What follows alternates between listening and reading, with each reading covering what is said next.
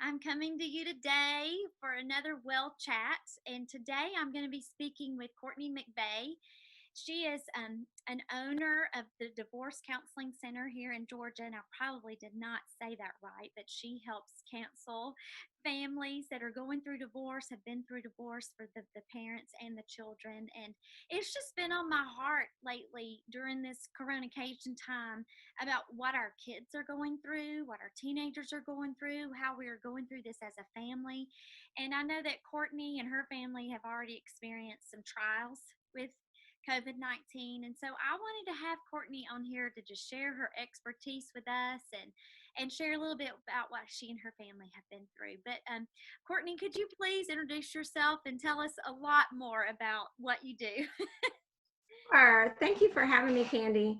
I am a licensed clinical social worker. I have been a social worker for 20 years. That sounds crazy to say. And I've been in private practice doing one-on-one counseling, children and adults, for about 5 to 6 years. Last year, I expanded my private practice into an agency or an organization. Now I have therapists that work for me, and it's called the Divorce Resource Center of Georgia. And so we work on in lots of different ways. Basically, all your non-legal needs we help with. That is awesome. Well, do you have to go into the office every day during this shelter in place time? Are you getting to be one of those WFH moms, work from home moms during this time? I'm a little bit of both. I feel like this coronation has made me a little lazy. So the drive to Athens to get to my office sometimes feels like it's might as well be Alabama. So I'm just like, well, I'll just stay here and do it. And that way I don't have to get out. But there are some days that my kids have lots of extra energy and they just can't stay quiet enough for me to do sessions at home. I quite understand that. We're kind of juggling both as well. So it's Yeah. Jeff and I both working from home, trying to still do church and ministry there, and then we have our 3 kids, and Ainsley's still trying to do ballet, and so she's carrying on her business at home as well. And I think our biggest struggle has been the Wi-Fi. I'm sure. Everybody's screaming, "I need the Wi-Fi!" So I'm praying that Windstream will come through for us and help us a little bit. Our speed, when we do a speed test, is less than 1. So I am shocked we have not had any problems yet, but I'll just pray it stays that way. it is definitely a struggle, but I know that many other people have greater struggles and trials than a Wi-Fi, and so I'm not going to complain too much. But so tell me again how old your kids are. They are 12. I have a 12-year-old son, Carter, and my girls are Chloe, 8, and Anna Kate, who is 4. Wow. So I guess they were all in school before this, correct? Well, Anna Kate was in daycare. I was working full time at the time, and so she just doesn't have anything. But the other kids have lots. They have plenty of work from Jefferson to do. So I've had to kind of recreate a preschool, like a pre-K setting, because she just turned 4 mid-school year, so she hasn't quite experienced the school setting yet. Right. So tell us, has that been quite an adjustment trying to get some work from home done and creating an environment where they can learn and get through their day? Tell us about how that's been for you and your family.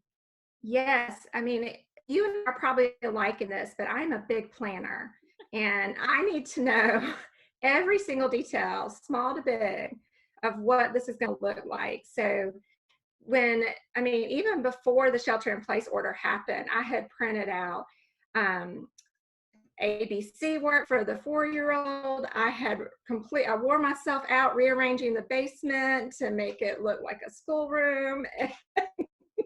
I did all of that stuff, and that was probably also a coping skill, the obsessiveness that came along with it. Yeah. So we got set up strategically, and then the very first week, probably the first week and a half that the kids were home, my husband was still working full-time and going to his office. So I was trying to do kind of triage my staff as well as my clients and triage my children. So and they really had to entertain the 4-year-old. I had to kind of say, like, you're going to have to be more independent right now.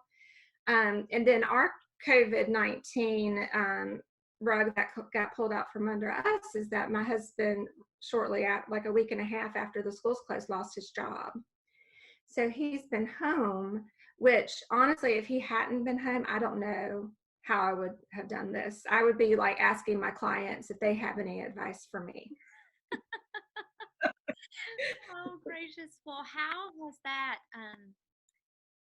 that settled with you and your husband, and kind of share with us kind of that roller coaster of finding that out, that Mhm. he didn't have a job, and how y'all have navigated providing for yourself, your family through this time, and what kind of encouragement you could give.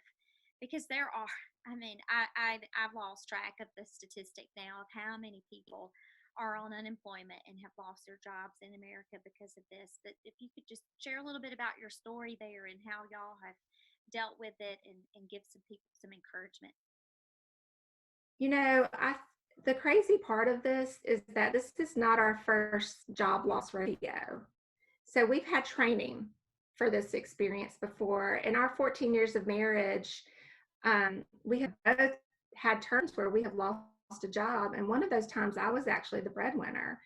And I remember that feeling very, very well.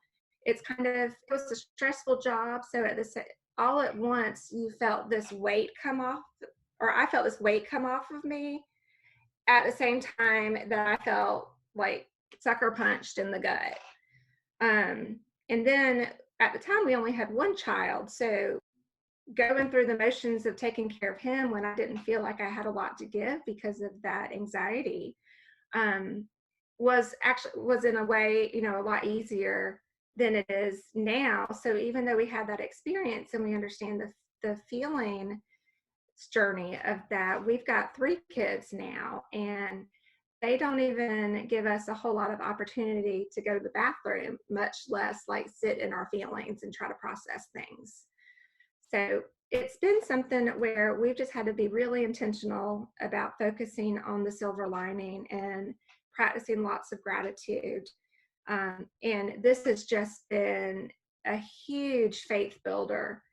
Um, we didn't have a choice about it because it's either that or sink really low. And so we're choosing to trust God, and he's given us so many examples in the past that we can remind each other back and forth when one of us is feeling lower, that remember when God provided in this way, and remember this miracle that we had. I mean, there's been some really powerful miracles that God has provided for us in different times. So we just those are our crutches. Well, that's amazing. I know that through the years in doing ministry, Jeff and I, there have been times when we weren't promised a paycheck. And for Mhm. us, those we look back and we just call those walking on the water kind of moments. And for us, those were by choice. A lot of them were that we just wanted to do ministry with the Lord and trust Him. But He's just never failed. And Mhm. though it may not feel good at the time, and you may have a lot of questions and a lot of what ifs, I love Mhm. what you said about looking back into the past and remembering where He has been faithful. And it's those little memorial stones. And we have a little crate at home, a little basket, and it has those little pond rocks in it. And we've written dates on those pond rocks of times when the Lord has made amazing moments for us in our lives. And I think everybody could write down this 2020 year and see how God is working through everything. And so to be able to say that He's our rock, He's our provider, He's our everything right now. And I think that as unfortunate as COVID-19 is, God's teaching us so many good things through this. And I'm just so encouraged for you to be so positive and uplifting to others through this. And well, I want to get to the counseling side of your ministry and what you do. Tell me a little bit about what led you into this counseling ministry. Well, it was not a part of the of Plan A. So I have a bachelor's and a master's degree in social work, and I was inspired to pursue that. Actually, was inspired to pursue family law at first, but I got tired of my parents hounding me about my grades. So I said, well, I'm not going to law school, so don't worry about it. And so I had to find something else. And um, after a brief period of being completely lost, I stumbled upon social work, which had all the reasons why I wanted to go to law school. A main part of that was my own experience watching my mother go through her two divorces and just seeing some inequality and just how little emotional support there was for my brothers and my sister and I being caught in the middle of that. So I didn't intend to start out helping divorced families in particular, but I did spend about 15 years in and around the child welfare system, mostly in administrative roles. But my own job loss that I had was with a nonprofit. And even up until then, I swore I was never going to be a counselor. It was not on the radar. But I got a job at UGA and doing counseling there for college students, and just discovered a lot of strengths that had kind of been squelched by some of the other stuff I had dealt with, and decided that as I got further into my private practice, I started specializing in counseling for children who have high conflict divorced parents, and that's how all my experience kind of came full circle, and I felt really called and led to be a voice for them in the child custody world. So that's how I got to where I am right now. And I'm also the child of 5 divorces. Between both my parents, they have not gotten it right on the first or second try, and the third. So I really have it's an insight into what that experience is like for a child, and that's something I'm really passionate about. Well, I would say that I'm one of those children as well. My parents were separated. I guess I was at the end of my 8th grade year and on and off through my teenage years, high school. And the day that Jeff and I got back from our honeymoon was the day that my mom told me that they were finally going to get divorced. Mm-hmm. And it's just something that you never plan for, you never expect to happen. And I think that it is a very fortunate ministry that you have to have somebody to listen to them and the things that their heart. I mean, it's so emotional and it's draining spiritually and physically and emotionally. And to have somebody there to listen and to help you cope through that would probably ward off so many other problems in life. So I just commend you for what you're doing and for listening to the Lord and taking this path that I know that is very well needed. So thank you for that. And I don't know, have you had any counseling sessions or felt any repercussions in your office already because of COVID-19? Have you, what's going on out there that we don't know about? Well, I think the first couple of weeks, everyone was still kind of in shock. And so a lot of my clients were just like, we're not scheduling. But I do think that was the calm before the storm. And I've already started noticing an uptick. And even clients I hadn't seen in a while that were doing pretty well wanting to start services again.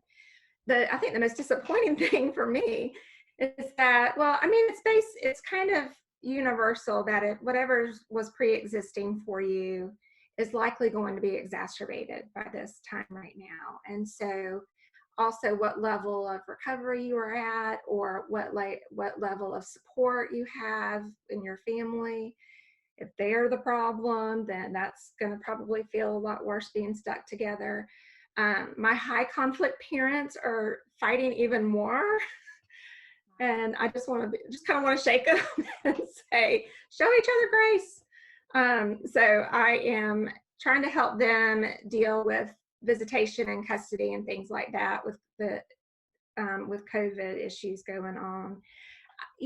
There's some really scary statistics coming out.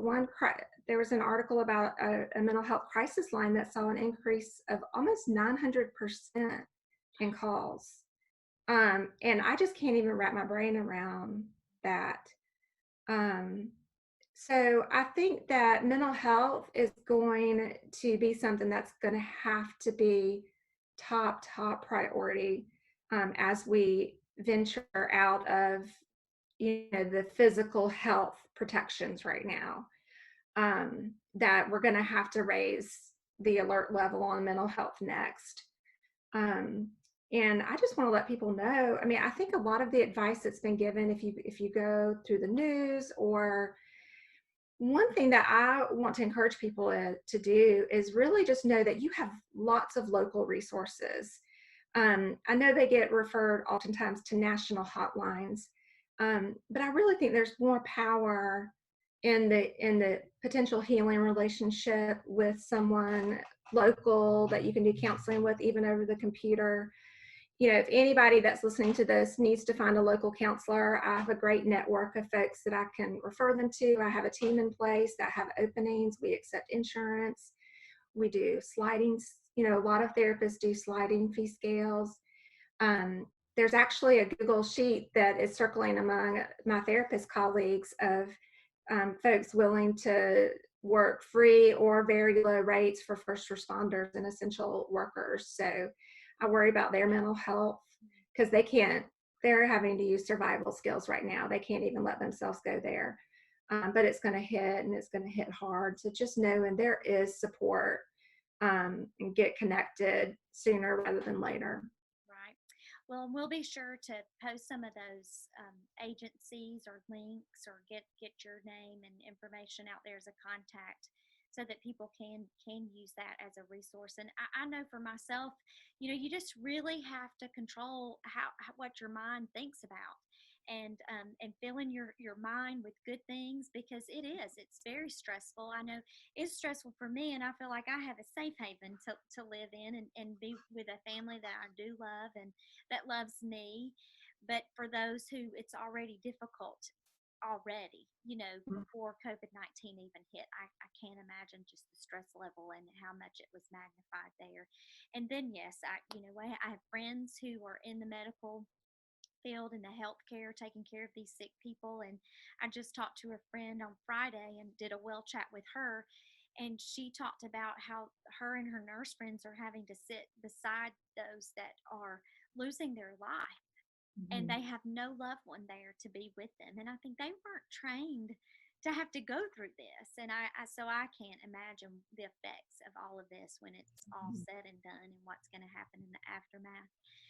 Well, as a mom and a counselor of children, you know, how would you suggest and coach us in talking to our kids about COVID-19? I have a 10-year-old, and we're doing some deep conversations about heaven and about the end times.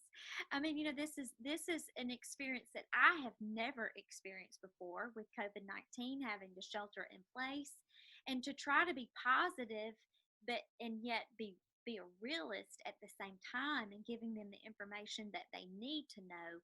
I would just love for you to coach us a little bit and tell us what's appropriate, and maybe what are some things that we should be looking for, some signals that we could be looking for, that they may be having a really difficult time and we don't realize it.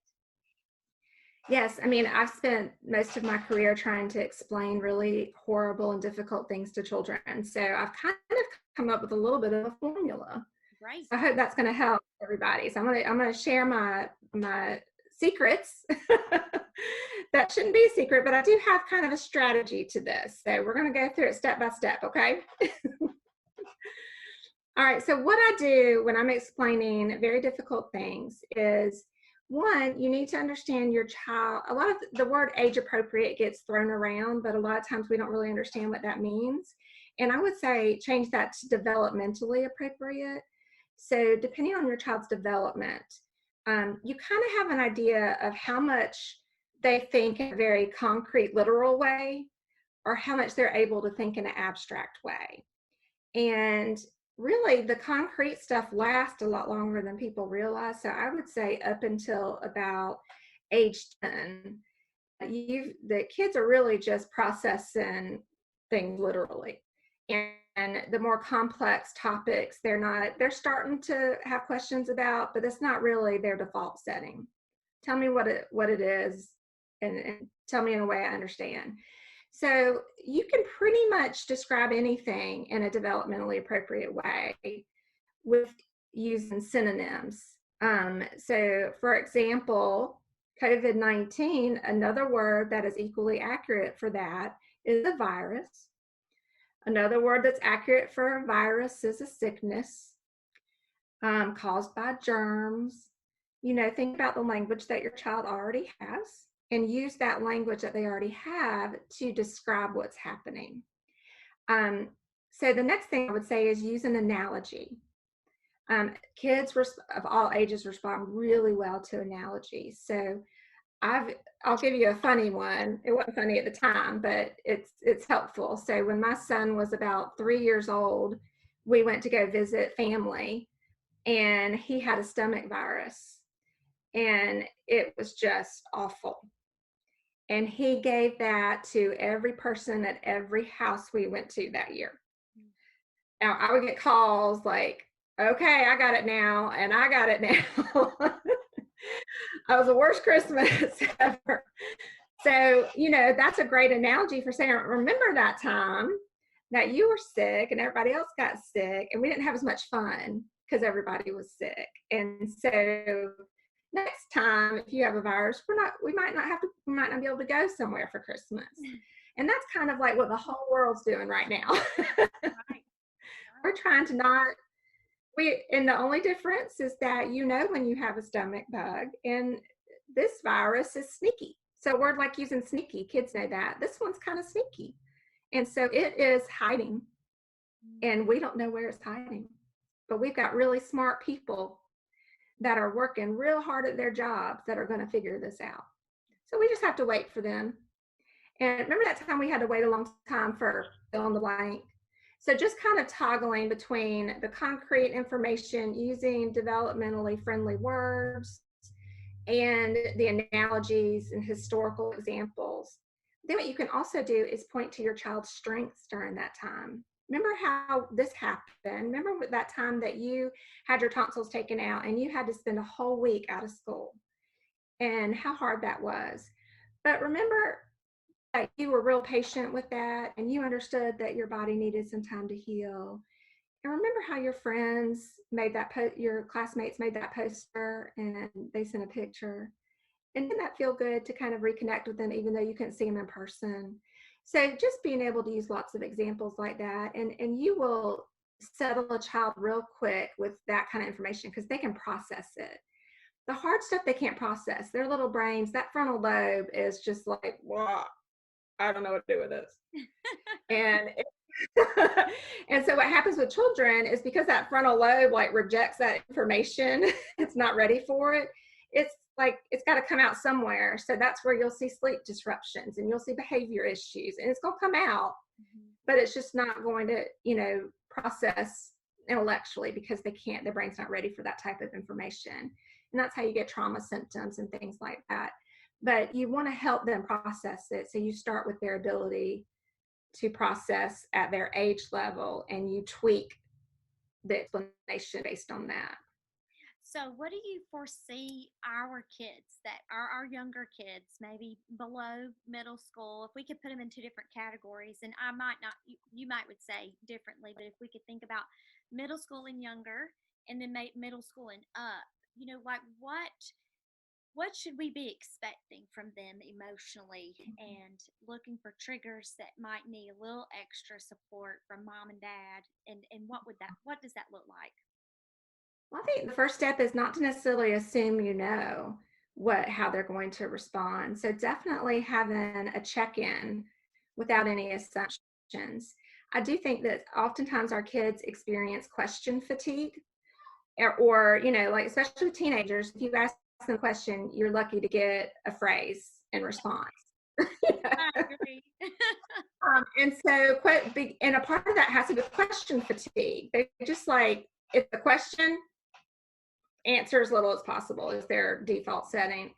So what I suggest to parents is that you just rephrase how you make your inquiry. So different phrases I like to use is, I wonder if.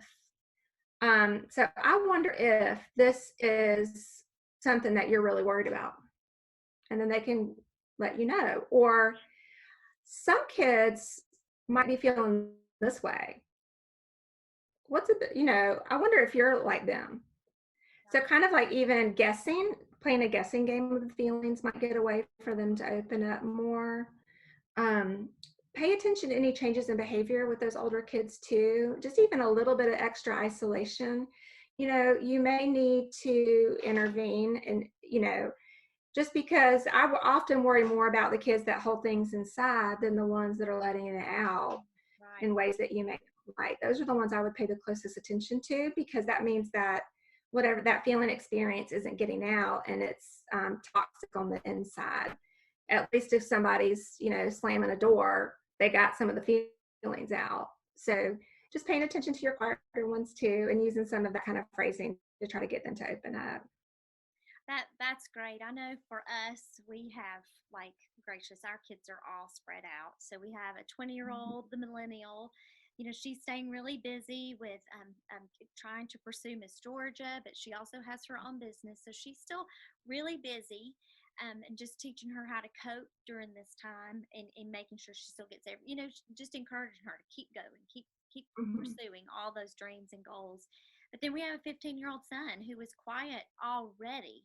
And I just know for us, we just have to make sure he's not isolating himself even Mhm. more, and just pulling them in. We always are still trying to do, we have more family meal time now, of course, than we ever had before, but just encouraging him to be involved with the other siblings, and trying to Mhm. be creative and having fun game nights or family movie nights that would it be good for everybody, that everybody would enjoy.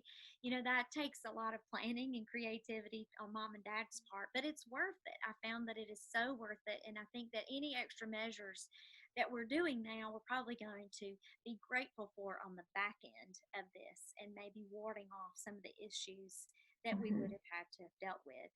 And then the 10-year-old, I think probably I worry more about her than any of them in the end, because I'm afraid there's going to be some grief along the way for Mhm. her, because she had the best class ever this year. She has some of the best friends she's ever had in her class, and she's sad because she's not going to be able to finish this year with her best friends.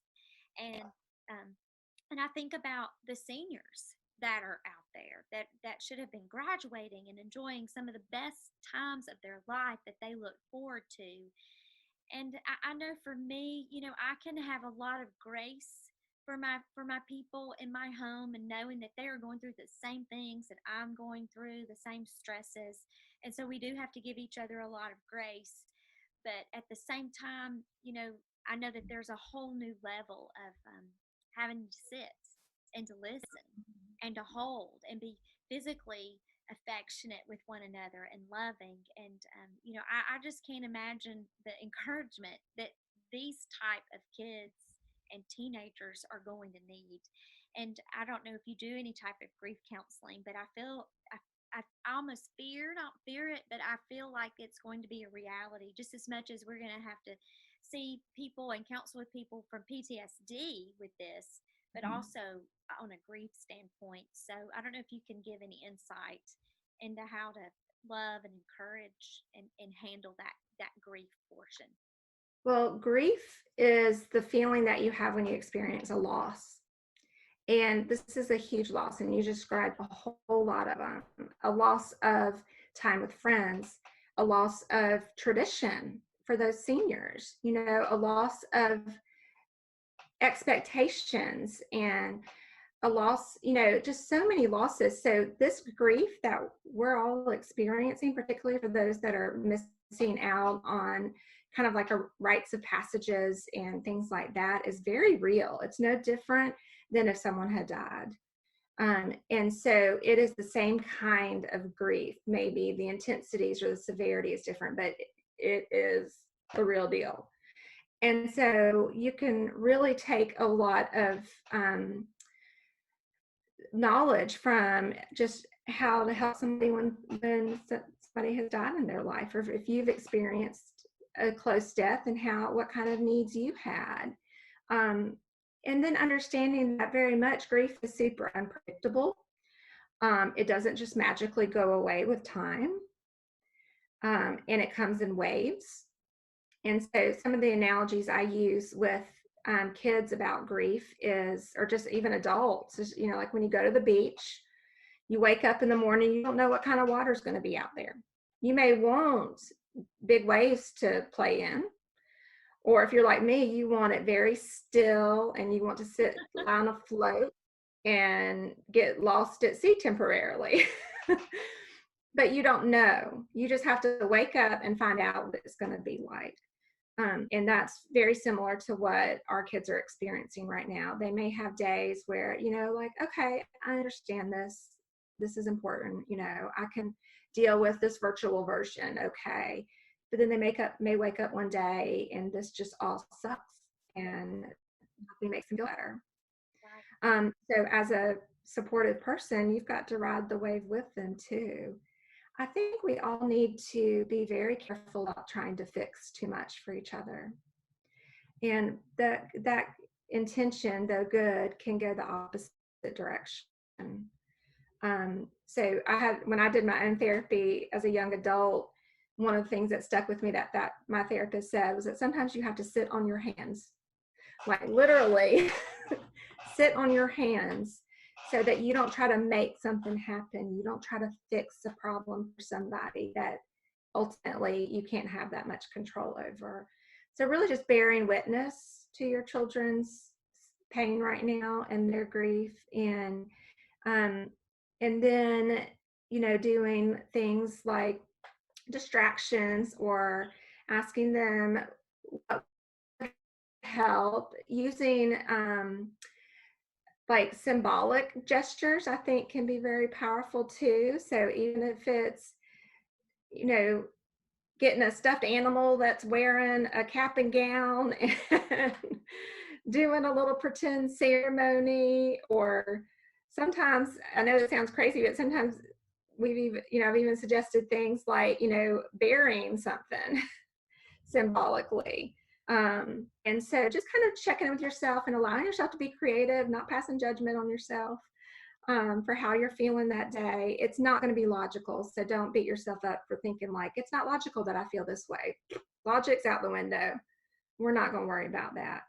Right. Um, You said so many good things because I'm a control freak and I'm a fix it kind of girl, and I want to fix it. And so when you said sit on your hands sometimes and you just almost have to ride that wave with them, I think that that is some of the best advice that we can give to these parents is to just be present and to be listening and to be understanding and knowing that while it's not us that's missing out on these things, it is very, very real to our children or to anybody else around us within our realm of love and affection, that they do feel like they're missing out on something. And I love what you said about having those symbols there. I think that now more than ever we maybe have a little bit of extra time, but to be creative in ways that we can still make this time special, and pray that there will be a time this summer where they're able to actually walk across that football field and receive that diploma. But in the meantime, you know, knowing and teaching our children, because I feel like that most of those people who are on the other side of the screen love the Lord and are looking for encouragement. And for me, I lost my mom in 2006 and I still miss her. There are days when I go through another moment of grief and it's been 15 years, but I know where she is, and I know that we're going to be together again and that she's in the best place ever. And although the grief may be different, I think that we all have to know where our joy comes from, because our joy is different from happiness. Happiness is built on circumstances, but our joy is built on our relationship with the Lord. And so, for me and my heart, that would be my encouragement to everyone: is to wrap your children up in your arms, no matter what their age, and no matter what they're missing, and let them know that you're there for them, that they're not having to go through this alone. But more than anything, that Jesus is there with us. I mean, He is our Emmanuel. He is right here with us, and we have the promise of heaven, and that is one promise that the Lord will not renege on. And we're going to be able to cross that threshold in, some days in our future and be together in heaven, and have that to look forward to. And I know that that's certainly not always within the realm of where our children are thinking, but it's a lot of talk going on in my house right now for sure about what heaven's like, what it's going to be like, and when we're going to get there. And so it gives us a whole new topic really to discuss. well, and Candy, I also, one of my favorite things about my own path is that a good chunk of time in the private, in the public sector where we couldn't talk about Jesus to help people. And once I got further into counseling and like even learning about different theories, I just remember thinking like, I think Jesus did this first. You're just calling it something else. And like he kind of invented that technique that you're describing. And so I've just never been let down in finding those parallels. And so if you can also, be creative, there's a phrase that Jeff uses that I love when he's talking about creative licensing with interpreting the Bible. What is the phrase he uses? Do you know what I'm talking about? No, I'm not sure. It's so good. But basically just taking that creativeness and looking at stories in the Bible about Jesus and with a different set of eyes, or reading between the lines of something he did. So I mean, he basically already gave us an example of how to deal with this, because he asked his father, like, are you sure, like, we're gonna have to do it this way? Is there like another way? I mean, maybe. Cool. No. Okay. So this is just how it's gonna be. Even though there was part of him that was like, I'd be cool if you just changed the plan. Yes, yes. Well, Courtney, you've been so, so helpful in giving us so many incredible wise insights into how to talk to our children about that. Thank you for sharing your little secrets with us. I think that they'll be very beneficial to our moms that are listening today. And just bless you and your family. And I just pray that God will bless you and your family abundantly and get you all through COVID 19 with your husband and his job loss. But God is good all the time. All the God is time. good. Amen. Bye, Miss Courtney. Bye. Thank you, Candy.